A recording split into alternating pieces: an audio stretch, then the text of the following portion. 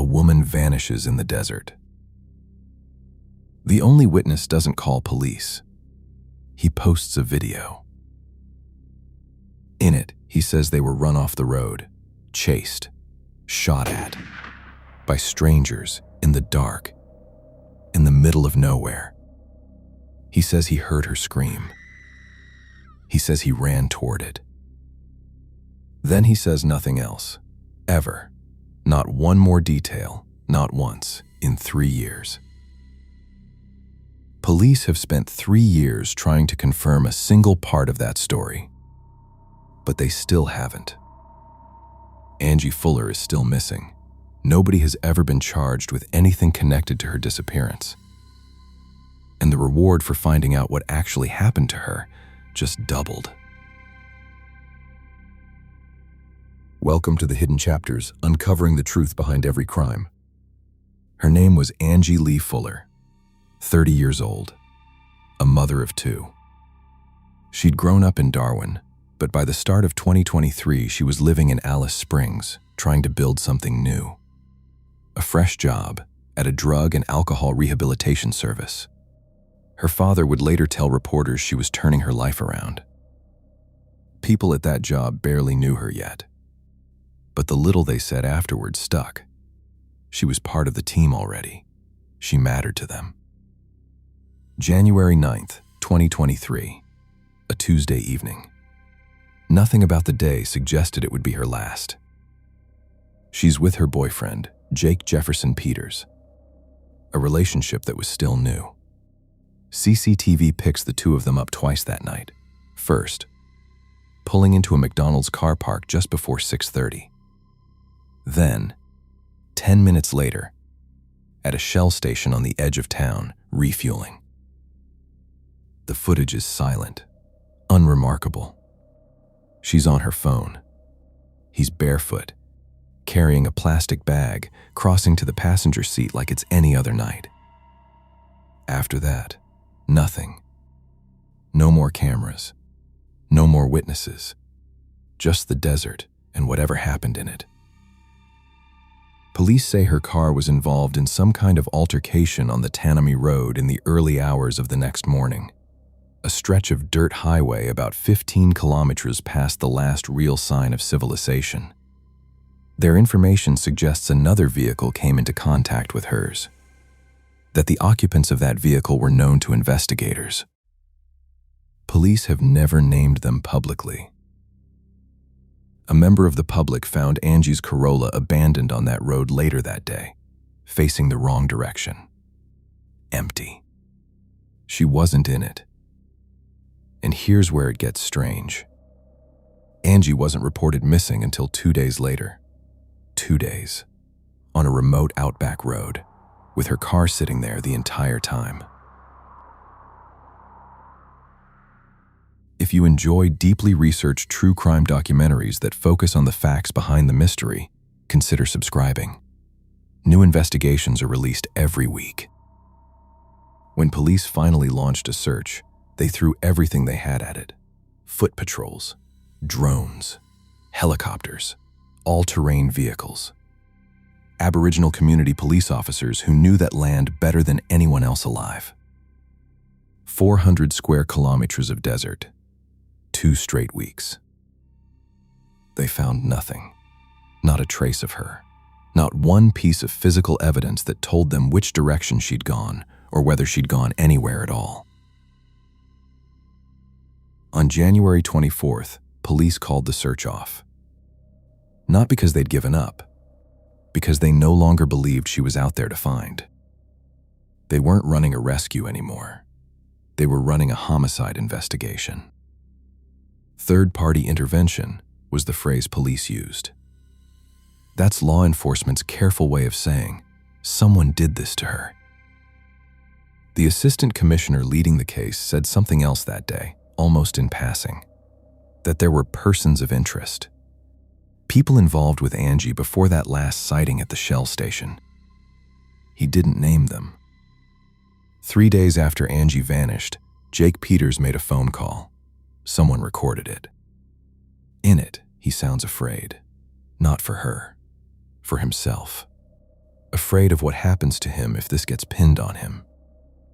Then he does something stranger. He starts posting videos. In them, he claims multiple carloads of armed men ran their car off the road that night, that they chased him and Angie into the desert on foot. That shots were fired, close enough that he describes them passing by him. He says he heard her scream, once, somewhere behind him in the dark. He says he kept running. That's it. That's the entire account. A woman's scream in the desert, and a man who says he ran toward the sound, and then simply stopped talking about what he found there. Police have spoken with him, repeatedly. They've never confirmed his account. They've never publicly ruled it out either. No bullet casings were ever recovered from that stretch of road. No tire tracks from a second vehicle were ever confirmed. No other witness has ever come forward to back up any part of the chase he described. Yet investigators weren't only looking for another vehicle. They were also focused on two vehicles Jake Peters had access to at the time. One, an old off-road vehicle, stripped down, no plates.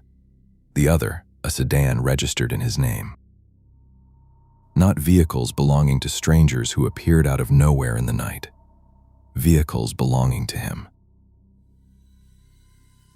In February 2023, police confirmed they'd seized a number of items connected to the investigation.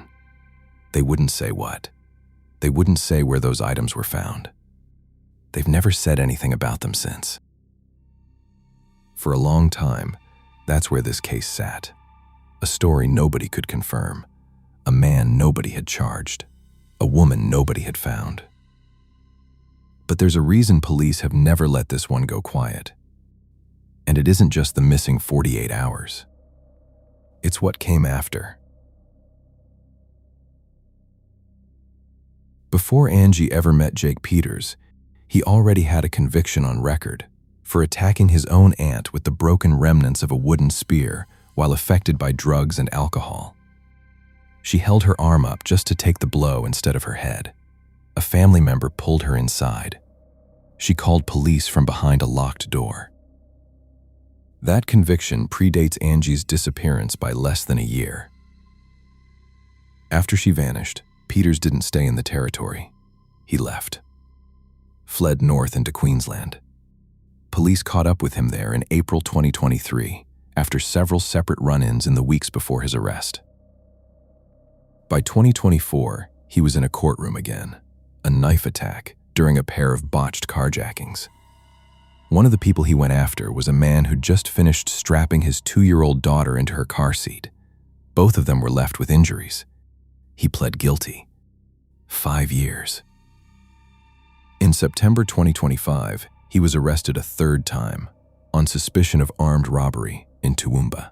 That case is still working through the courts. None of this proves what happened to Angie. Legally, nobody has ever been charged for that. Not him. Not anyone. These are separate cases, separate victims, separate courtrooms, and it would be wrong to treat them as an answer to a question they were never asked.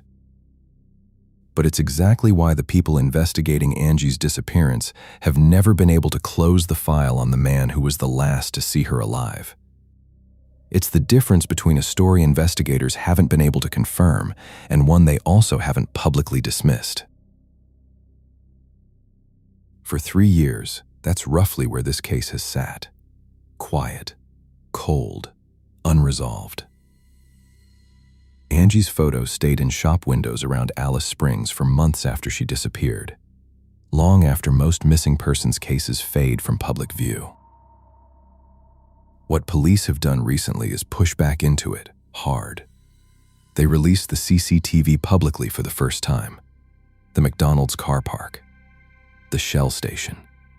Frame by frame, exactly what those last ordinary minutes of her life looked like. And they doubled the reward.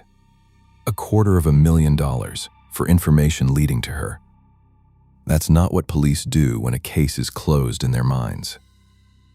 That's what they do when they still believe someone out there knows exactly what happened and just hasn't said it yet. 3 years later, the only complete account of what happened that night still comes from the man who says he heard Angie scream. Police have never confirmed it. Angie Fuller has never been found.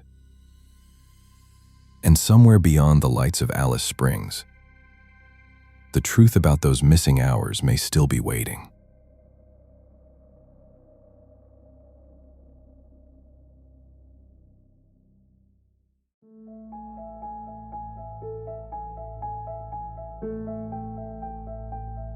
If this case stayed with you, you're not the only one.